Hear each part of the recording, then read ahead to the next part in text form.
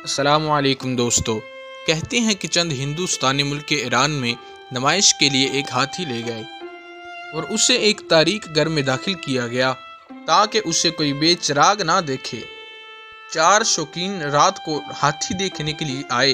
ان سے کہا گیا کہ بھائی ابھی ہاتھی دیکھنے کا وقت نہیں ہے، لیکن انہوں نے اصرار کیا کہ ہم اسی وقت ہاتھی دیکھیں گے، ہمیں چراغ کی حاجت نہیں مگر ہم اسی وقت ہاتھی دیکھیں گے۔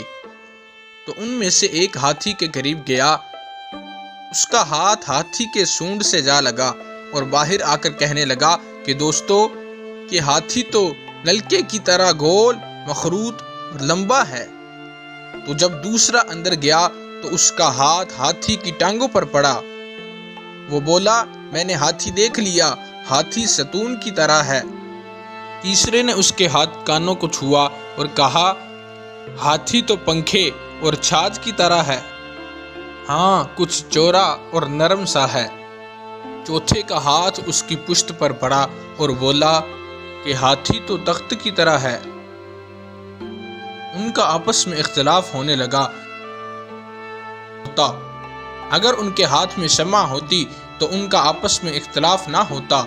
تو دوستو اس حکایت سے معلوم ہوا کہ دنیا داروں میں جو باہمی اختلاف ہے وہ جہالت کی تاریکی کی وجہ سے ہے۔ تو اگر وہ علم کے نور سے مستفید ہوں تو آپس میں اختلاف اور جھگڑے نہ ہوں۔